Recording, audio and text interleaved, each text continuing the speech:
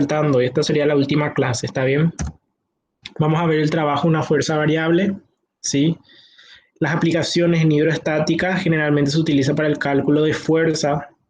Cuando tengo, por ejemplo, una superficie plana es fácil, pero, por ejemplo, hay superficies triangulares, etcétera, que vamos a ir a estar viendo, ¿sí? El momento es un concepto físico, pero el centro de masa entraría en las dos categorías, o sea, es un concepto matemático y físico. Por eso, a esta parte de momentos y centro de masa le conocemos como aplicaciones físico-matemáticas, ¿verdad? El trabajo es una fuerza variable.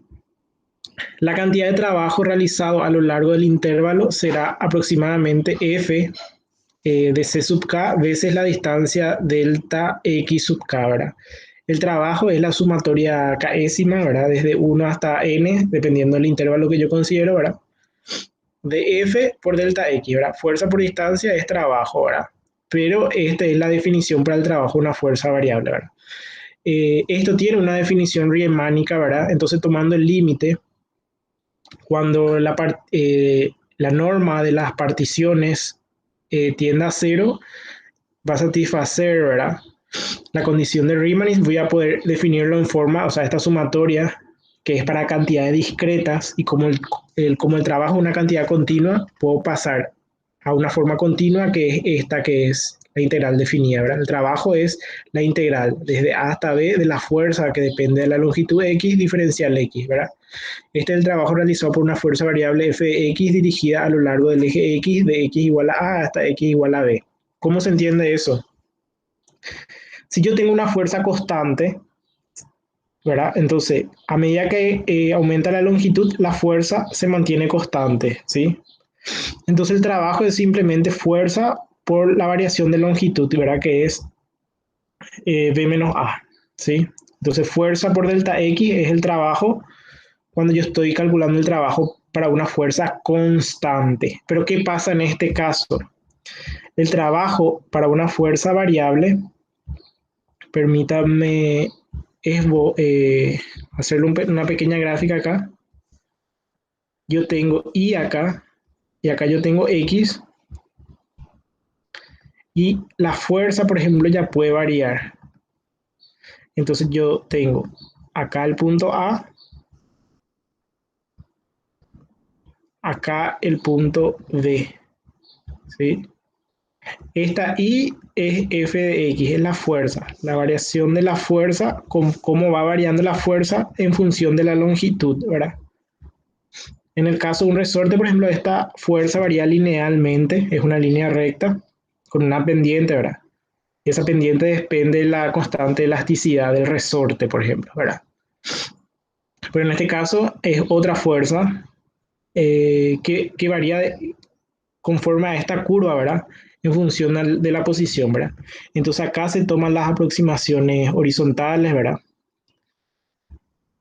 Puede ser, por ejemplo, así. Y se van tomando diferentes números de rectángulos de aproximación. Esta es la norma delta X, que es el que tiene que tender a cero.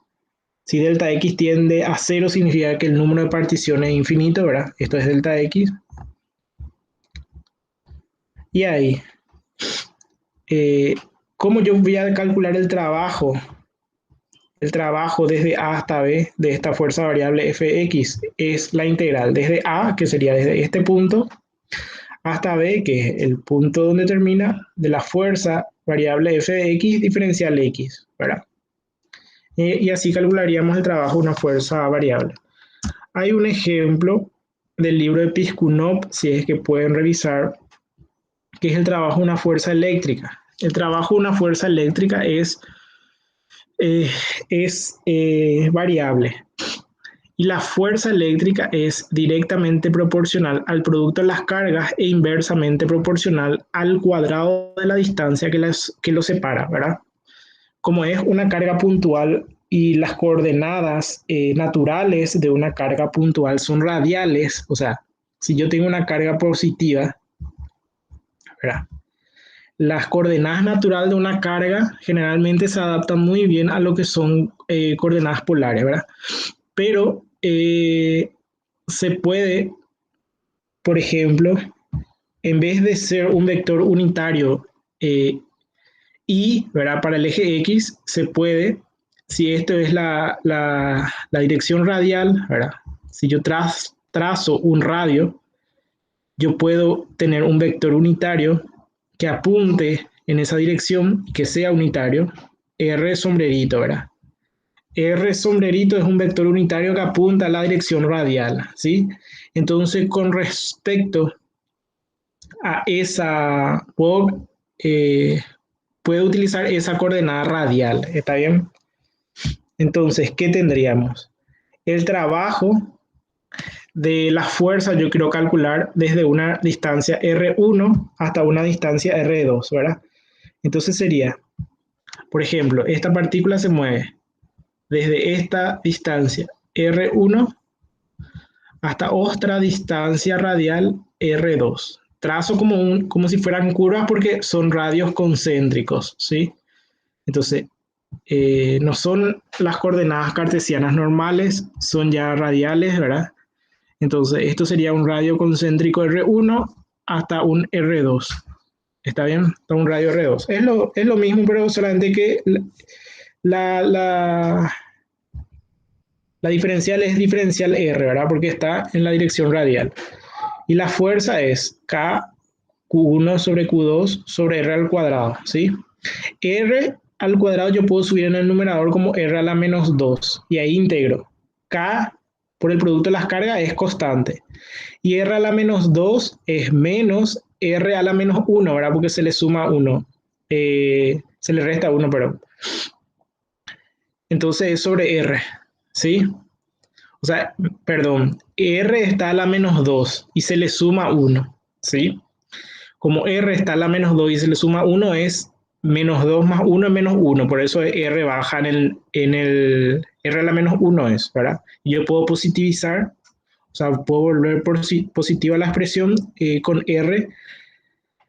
R a la menos 1 es sobre R, ¿verdad? Eso va a estar evaluado desde R1 hasta R2. ¿Por qué es negativo? Porque recuerden que es R a la menos 2 más 1 es menos 1, sobre menos 1, y sobre menos 1 es este negativo que está acá. Evaluado en R2 va a ser negativo y evaluado en R1 va a ser positivo, porque el signo de la fórmula de Barrow, ¿verdad? O de Newton-Leibniz, ¿verdad? ¿Qué es lo que estoy diciendo? Eh, ¿Se acuerdan del teorema de Barrow? El teorema de Barrow también es el teorema de Newton-Leibniz, ¿verdad? Que se evalúa primero en R2, entonces en R2 va a ser negativo. Menos, dice la regla de Barrow, ¿verdad? Hay un signo intermedio, menos. Entonces para R1 va a ser positivo. Y por eso acá se expresa R1 menos R2. ¿Sí? Porque R1 es positivo y R2 es negativo. K, Q1 por Q2 sobre R1 menos R2. ¿Está bien? Y eso básicamente es el trabajo para una carga eléctrica que se desplaza desde un punto R1 hasta un punto R2. Es otra aplicación nada más de la fuerza, del trabajo de una fuerza variable. Hay también un ejemplo, perdón, esto no es un ejemplo del libro, es un problema propuesto que está en la página 452 del Thomas. La fuerza de un resorte, si yo tengo así un resorte que tiene una constante de elasticidad acá, ¿verdad? Y acá está unida a una masa M, la fuerza, esta fuerza elástica F, es directamente proporcional a la longitud X. No es constante. ¿Por qué no es constante? Porque depende de X. ¿Sí? Depende de X. Si era constante iba a ser un número, ¿verdad? Un número constante y no iba a depender de X. Y el trabajo va a ser directamente fuerza por distancia, ¿verdad? Si la fuerza es constante, pero en este caso la fuerza es variable. Y yo les dije que en el caso de la ley de Hooke, ¿verdad? Acá es la F, ¿verdad? La fuerza varía en función a la posición. Es una recta y la K es la pendiente, ¿verdad? ¿Está bien? Entonces F igual a K por X. F es K por X.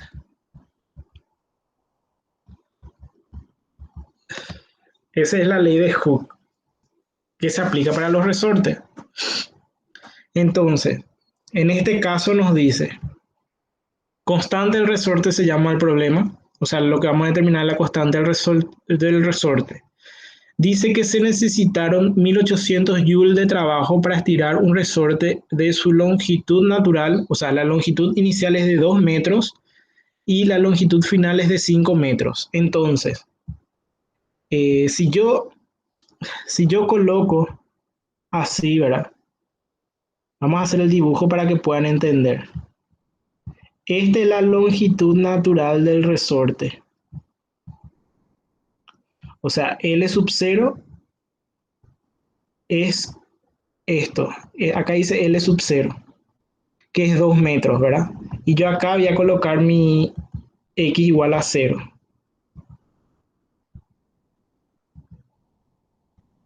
X1 es X igual a 0. Luego ocurrió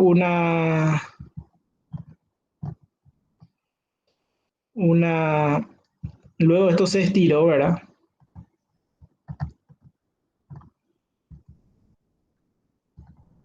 Entonces, esto era mi nivel de referencia. Y con respecto a mi nivel de referencia, acá tengo una X2. Y la X2 va a ser, y la longitud final es de 5, porque es con respecto a este nivel de referencia, que es mi 0, ¿sí? La longitud final es de 5 y la longitud inicial es lo que tenía inicialmente en su estado de equilibrio, que es 2. Entonces, para nosotros la longitud final es 3 metros. Inicialmente estaba en 0 con una longitud, o sea, estaba en 0 porque yo tomo mi 0. Mi 0 es mi nivel de referencia en estado de equilibrio, que tiene una longitud inicial de 2, ¿verdad? Pero mi 0 está acá. Si es que se alarga 5 con respecto a este punto, es 5 menos 2, o sea, con respecto a este punto, se alarga simplemente 3.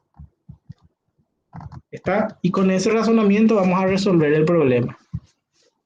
El trabajo es igual a K por X, que es K por X es la integral de la fuerza. K por X es la fuerza. Diferencial X. K por X al integrar es KX cuadrado dividido 2, que es lo que se muestra acá, evaluado desde el punto B y hasta el punto A, ¿verdad? Aplicando ahí la regla de Barrow o el teorema Newton-Leibniz, tengo que evaluar primero en B, que sería mi límite superior de integración, menos por la regla de Barrow, Ka al cuadrado dividido 2, ¿verdad? Y acá, 3, que es el final, con respecto a este sistema de referencia, es el final 3 y el inicial es 0, ¿sí? Y eso me sale 4,5K. Entonces el trabajo, que es 1800, es igual a 4,5K y despejo K, que es 1800 sobre 4,5, K es 400 newton por metro. La constante elasticidad del resorte, que es K, es 400 newton por metro. ¿Está bien? Luego vamos a pasar a momentos y centro de masa. El centro de masa, vamos a hablar enseguida de un sistema de partículas, como este caso, o un sistema continuo, o un cuerpo extenso, que es este caso. Muchas de las estructuras y sistemas mecánicos se comportan como si sus masas estuviesen concentradas en un solo punto llamado centro de masa, ¿verdad? Yo puedo tener un sistema de partículas como el sistema planetario, ¿verdad? Como en el caso de la Vía Láctea, ¿verdad? Es un sistema de partículas donde cada punto discreto, ojo con las palabras que utilizo, discreto, o sea, se puede contar las partículas que hay, ¿verdad? Acá en este caso hay 1, 2, 3, 4, 5, 6, 7, 8, 9, 10, ¿verdad? 9 planetas u 8, ¿verdad? Dependiendo de cómo a qué consideren planeta, ¿verdad? Vamos a considerar en este caso que hay 9 planetas, ¿verdad? Y en este caso estaría el Sol, ¿verdad? U otra estrella, ¿verdad? Si es que no es la Vía Láctea. Pero sin entrar en rodeos, yo puedo contar el sistema discreto, ¿verdad? Y cuando es un sistema discreto, es un sistema de partículas y se aplica generalmente la sumatoria, ¿verdad? Pero ¿qué pasa si yo tengo una llave?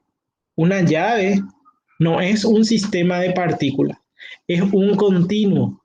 Lo mismo pasa con la barra, ¿verdad? Si yo tengo una escoba, por ejemplo, y quiero calcular el centro de masa de una escoba o de un palo, que es un mejor ejemplo, ¿verdad?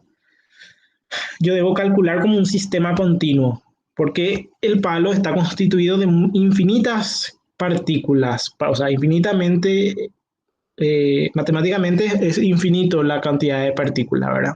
Posiblemente químicamente sí se pueda contabilizar el número de partículas, ¿verdad?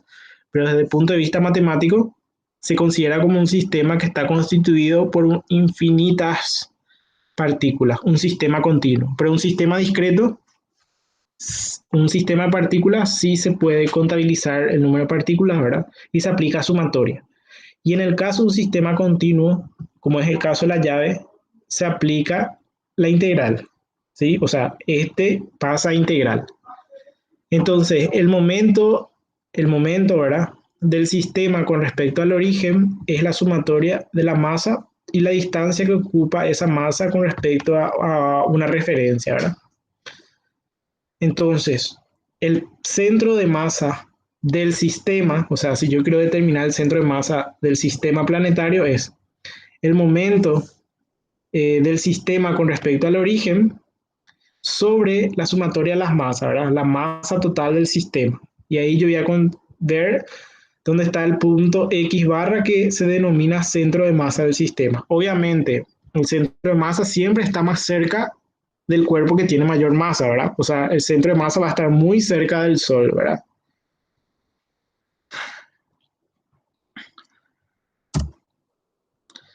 Alambres y varillas delgadas. Entonces, si yo tengo un sistema continuo o un cuerpo extenso, ya no me sirve el modelo de sumatoria, o sea, no me sirve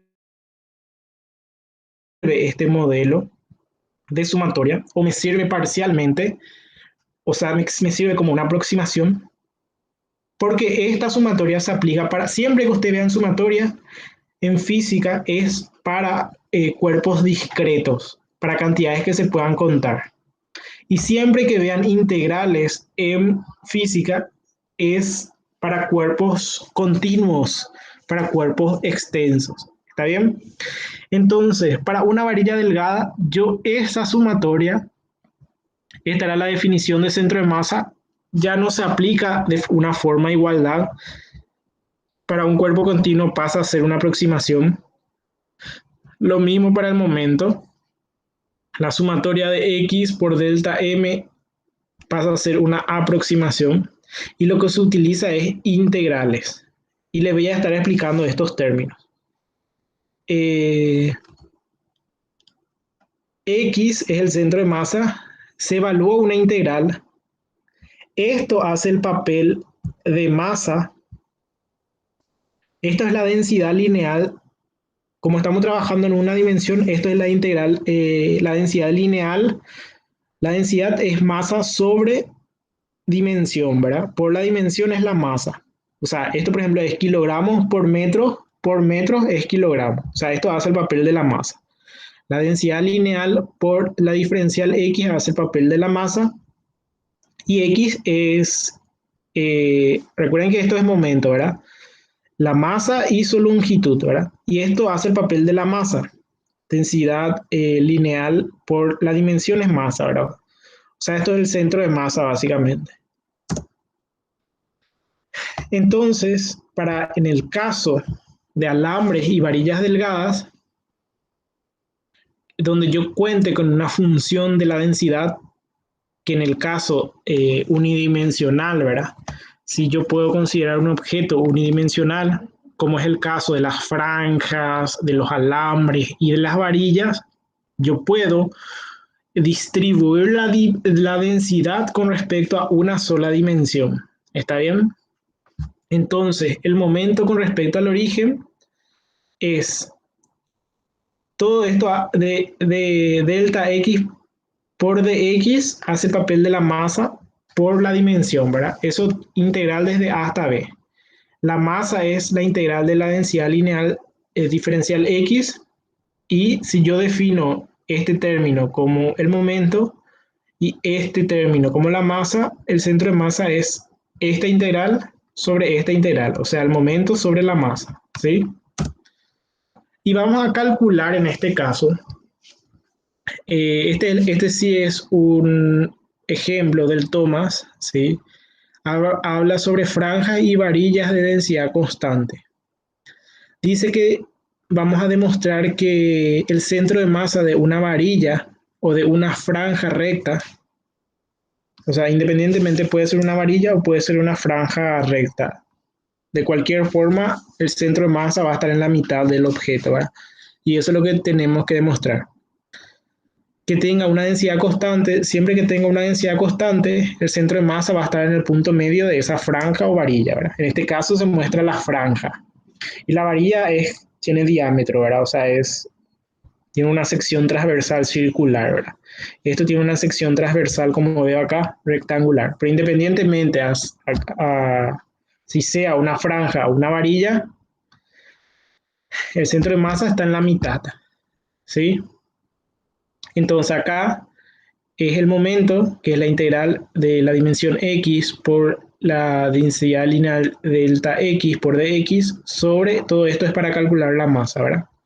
En este caso, la densidad lineal considerábamos constante y sale tanto en la fórmula de momento como en la fórmula de masa, como nosotros consideramos la densidad lineal constante, esto sale, ¿sí? O sea, no depende de x porque es constante, ¿verdad? Es un valor constante la densidad y esto se simplifica. Entonces acá lo que vamos a integrar es x diferencial x cuadrado dividido 2 evaluado entre b y a. Y acá la integral de la diferencial es x, evaluado entre b y a es b menos a. Acá evaluamos entre b cuadrado menos a cuadrado es a más b por b menos a, y b menos a se va con este b menos a y te queda a más b sobre 2. Y a más b sobre 2 es la mitad de la placa, ¿verdad? Si esto es a y esto es b, la mitad es a más b sobre 2, ¿sí? Tanto en una varilla como en una franja, el centro de masa, si la densidad es constante, sí, solo si la densidad es constante, el centro de masa va a estar en la mitad de la franja o varilla, ¿está bien? Y esta es la varilla con densidad variable. En el caso de que la varilla tenga la densidad variable, en este caso es una varilla de 10 metros de longitud, ¿sí? Aumenta su grosor de izquierda a derecha, por lo que su densidad, en lugar de ser constante, la densidad lineal de la varilla varía según esta función que es 1 más x sobre 10 kilogramos por metro, ¿verdad? Y nos pide determinar el centro de masa de la varilla. Entonces, acá la densidad ya no puedo sacarle de la integral porque es una variable. Entonces, trabajo dentro de la integral, ¿sí? Aquí era igual la densidad lineal a 1 más x sobre 10. 1 más x sobre 10 por x es x más x cuadrado sobre 10. Y acá tampoco puedo sacar la densidad de la integral porque es variable, que vale 1 más x sobre 10, ¿verdad? Acá integro este término, es x cuadrado sobre 2 más x al cubo sobre 30. Esto tengo que evaluar entre 10 y 0. Y lo de abajo integro. Va a ser x más x cuadrado sobre 20, evaluado entre 10 y 0. Evaluado en 10, este término es 250 sobre 3. Y evaluado en 0 es 0. Evaluado este término en 10 es 15 y evaluado en 0 es 0. Y este denominador sobre este denominador nos sale 50 sobre 9, que es aproximadamente igual a 5,56 metros.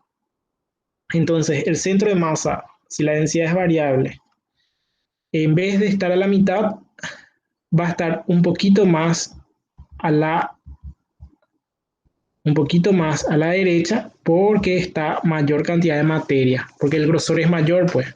Entonces, el centro de masa siempre está un poquito más hacia el lado donde haya mayor cantidad de masa. Por eso está un poquito más hacia la derecha, porque hay más grosor hacia ese lado, hay más materia. ¿Está bien? Y la última aplicación que vamos a estar viendo hoy es las aplicaciones hidrostáticas de la integral definida, específicamente para el cálculo de fuerzas en fluidos, ¿sí?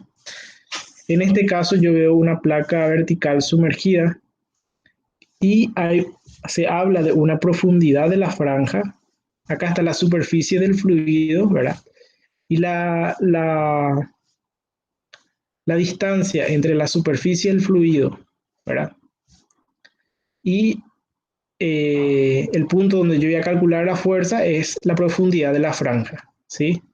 Luego hay otra dimensión, que es la longitud de la franja en el nivel I, que es la dimensión que mide con respecto a, que es una función de I, ¿sí? Entonces, esta longitud de la franja en el nivel I es una, como dice acá, es una distancia, es una longitud que yo tengo que saber calcular. Y la profundidad de la franja es con respecto a la superficie del fluido. En este caso, una placa vertical sumergida. Y esta es la diferencial que yo voy a estar considerando, delta I. Entonces, para esta delta I,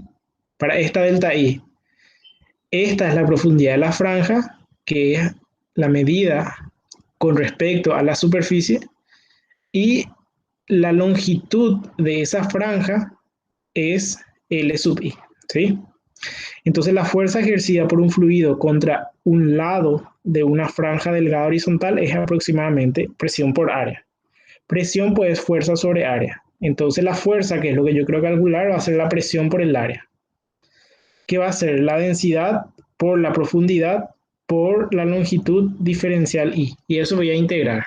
O sea que la fuerza finalmente va a ser la integral entre A y B, entre A y B, ¿verdad? O entre A y B, porque vamos a considerar el eje Y. Si consideramos el eje Y, va a ser entre A y B, ¿sí? ¿De qué cosa? La densidad por la profundidad de la franja, que es la distancia entre I, ¿verdad? Entre delta I, que es la franja, la diferencial de franja que yo estoy considerando, y la superficie, por LI, que sería su longitud total. Siempre es la longitud total, diferencial I. Ojo que este sale del concepto de que fuerza es presión por área, ¿sí? Entonces, en este caso del ejemplo del Thomas, es un ejemplo de Thomas de la página 457 empieza y termina en la página 458. Es la aplicación de la integral definida para determinar la fuerza de un fluido sobre placas triangulares, ya es en este caso. Dice que una placa plana en forma de triángulo, rectángulo, isósceles, como ven acá, con base de 6 pies. La base es de 6 pies, solamente que está 3 a la derecha y 3 a la izquierda, pero en total son 6 pies, y una altura de 3 pies, que se muestra la altura de 3, se sumerge verticalmente con la base hacia arriba, ¿sí? 2 pies por debajo de la superficie de la alberca, ¿verdad? Entonces,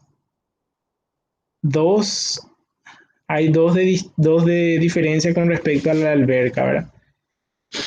Entonces, si este es 3 más 2 es 5, ¿verdad? Y 5, la superficie va a ir variando 5 menos I, porque I es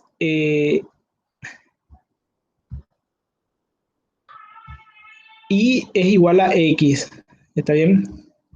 I es igual a X.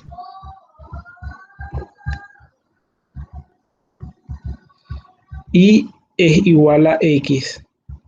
En este caso igual a menos X, ¿verdad? Pero esto está a 5, ¿verdad? Porque la superficie de la piscina está a 5, ¿verdad? Pero esta distancia va a ser siempre 5 menos I. 5, que es la superficie, menos I, que es la frontera, porque no es vertical, no es horizontal. Si era vertical iba a ser 5 nomás, iba a ser una constante. Pero como está inclinado, como varía la profundidad, va a variar también dependiendo de I. Entonces va a ser 5 menos I la profundidad. Determinar la fuerza ejercida por el agua contra un lado de la placa, ¿verdad? Y si yo considero la placa, acá, acá como ven, si es que borro todo esto van a ver mejor.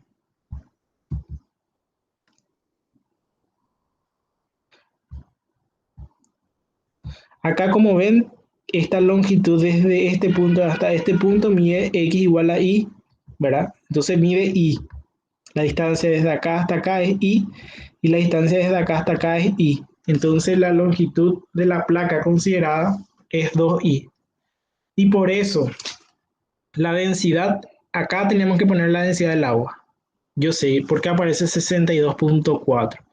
Porque este hace el papel de la densidad, pero en el sistema inglés, porque estamos considerando pies, ¿verdad? Estamos trabajando en el sistema inglés, entonces la densidad es 62.4. E se integrada con respecto al eje Y.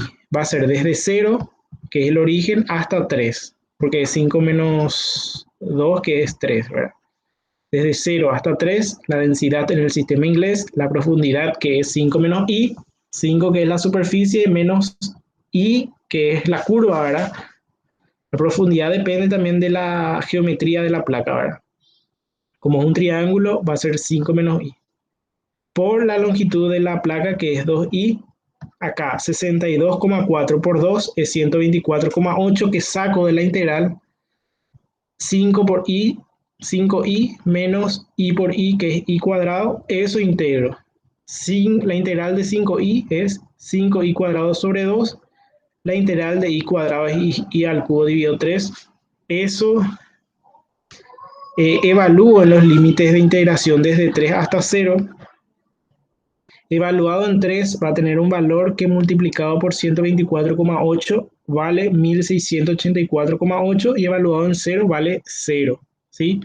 Entonces, la fuerza que ejerce la columna de fluido sobre la placa triangular es 1684,8 libras fuerzas en unidades inglesas, ¿verdad?